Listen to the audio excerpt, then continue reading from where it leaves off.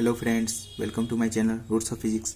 तो इससे पिछले वीडियो में हमने कूलम्ब्स लॉ से मतलब कि जो लीनियर चार्ज डिस्ट्रीब्यूशन होता है उसके द्वारा कितना फोर्स लगता है, कूलम्ब फोर्स, वो हम देखे थे। तो आज हम पढ़ने वाले हैं इलेक्ट्रिक फील्ड के बारे में। तो देखिए, सबसे पहले हम जानते हैं इलेक्ट्रिक फील्ड क्या होता है। The region in which if a charge particle enters it experience an electrostatic force is said to be electric field. यानी कि ऐसा रीजन जहां पर कोई भी चार्ज पार्टिकल को अगर हम ले जाते हैं तो वो एक फोर्स को एक्सपीरियंस करता है, इलेक्ट्रोस्टैटिक फोर्स को, उस रीजन को हम क्या बोलते हैं, इलेक्ट्रिक फील्ड बोलते हैं। Also charge distribution creates an electric field in its surrounding. मतलब कोई भी जो चार्ज डिस्ट्रीब्यूशन है वो अपने सराउंडिंग में एक इलेक्ट्रिक फील्ड को क्रिएट करता है, यानी जनरेट करता है। अब इंटेंसिटी या उसी को हम बोलते हैं स्ट्रेंथ ऑफ इलेक्ट्रिक फील्ड का। इंटेंसिटी क्या होता है? इंटेंसिटी या strength of electric field is defined at a point due to some charge distribution. Thus intensity of electric field is combined property of source charge distribution and positive point where, जहां पे it is calculated. यानी कि जो है electric field की intensity जो होता है, यानी कि उसको जब हम कैलकुलेट करते हैं तो एक हम पॉइंट पे कैलकुलेट करते हैं इलेक्ट्रिक फील्ड इंटेंसिटी को। और ये जो होता है ना, ये मतलब कि चार्ज जो डिस्ट्रीब्यूशन होता है उसका क्या होता है, एक कंबाइंड प्रॉपर्टी होता है। ये combined property of source charge का कंबाइंड प्रॉपर्टी होता है। यानी कि कोई भी मेरा जैसे सोर्स चार्ज है उसका क्या है, कंबाइंड प्रॉपर्टी है। और इसको हम एक किसी पॉइंट चार्ज पे कैलकुलेट करते हैं इंटेंसिटी को, कि वहां पे कितना उसका स्ट्रेंथ है, यानी कि वो जो मेरा चार्ज डिस्ट्रीब्यूशन है उसके कारण यहाँ पे जो फील्ड है उसका स्ट्रेंथ कितना है, कितनी उसकी क्षमता है, ये हम बोल सकते हैं। Intensity of electric field is a vector quantity and is defined at a point पर due to some source charge distribution. यानी कि इलेक्ट्रिक फील्ड जो होता है ना, वो एक वेक्टर क्वांटिटी होता है और वो डिफाइंड होता है एक पॉइंट पर, और किसी सोर्स चार्ज की डिस्ट्रीब्यूशन की वजह से डिफाइंड होता है। Also, intensity of electric field at point due to some charge distribution is defined as electrostatic force. Electric field intensity जो है किसी पॉइंट पर का जो सोर्स चार्ज की वजह से मतलब कि जो है ना डिफाइंड है, वो electrostatic force per unit positive point charge placed at that position या पॉइंट। यानी कि वो जो है ना इस तरह से डिफाइंड है कि वहां पर जो इलेक्ट्रोस्टैटिक फोर्स जितना होगा उसको हम पॉइंट पॉजिटिव चार्ज से अगर हम डिवाइड कर देते हैं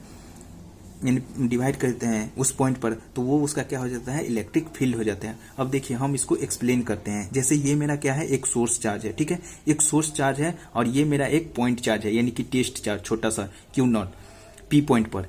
तो यहाँ ये मेरा सोर्स चार्ज है, यहाँ पे बहुत सारा चार्ज है, ठीक है। तो इसकी वजह से अगर हमको यहाँ पे इलेक्ट्रिक फील्ड पता करना है तो हम क्या करेंगे ना, इस चार्ज की डिस्ट्रीब्यूशन की वजह से सबसे पहले यहाँ पे हम फोर्स निकालेंगे। तो देखिए, और ये कैसा है, एक पॉइंट पॉजिटिव चार्ज है। तो नाउ से electrostatic force on test charge at a point P is F।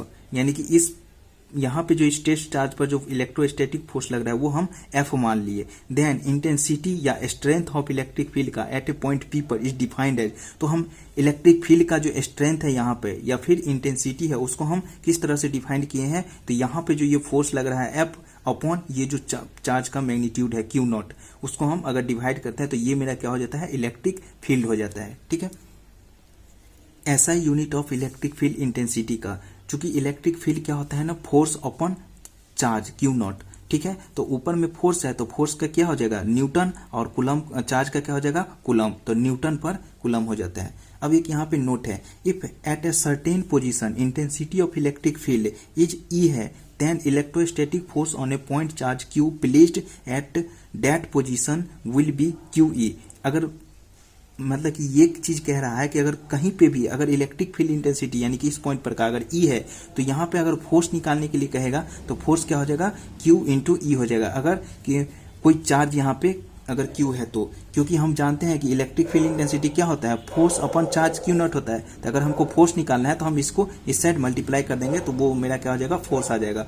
Also if Q is positive then QE along E के along, एंड इफ यदि Q is negative then QE along opposite to E। अगर मतलब कि मान लीजिए कि Q अगर क्या है, अगर इस पॉइंट पे अगर चार्ज हम अगर कोई पॉजिटिव चार्ज रखते हैं तो ये जिधर इलेक्ट्रिक फील्ड है उसी की डायरेक्शन में आ जाएगा मेरा नेट फोर्स।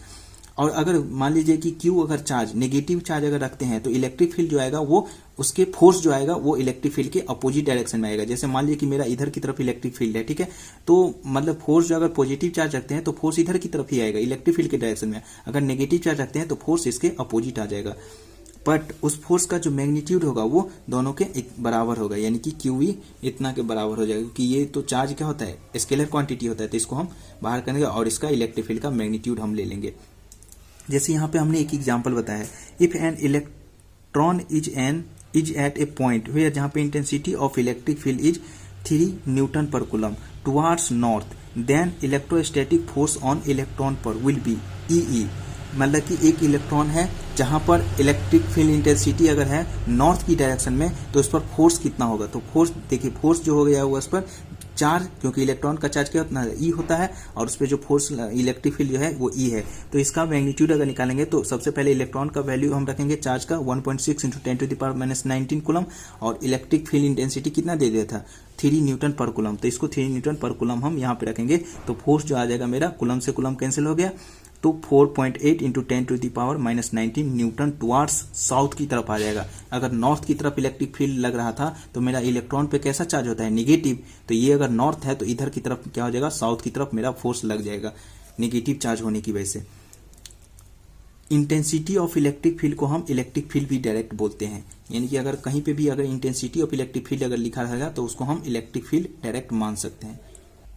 तो इस वीडियो में बस इतना ही। इससे अगले वीडियो में हम पढ़ने वाले हैं electric field due to some charge distribution, यानी कि इलेक्ट्रिक फील्ड का एप्लीकेशन के बारे में पढ़ने वाले हैं। ठीक है, तो अगर वीडियो अच्छी लगी हो तो वीडियो को लाइक एंड चैनल को सब्सक्राइब जरूर कर दे। Thank you.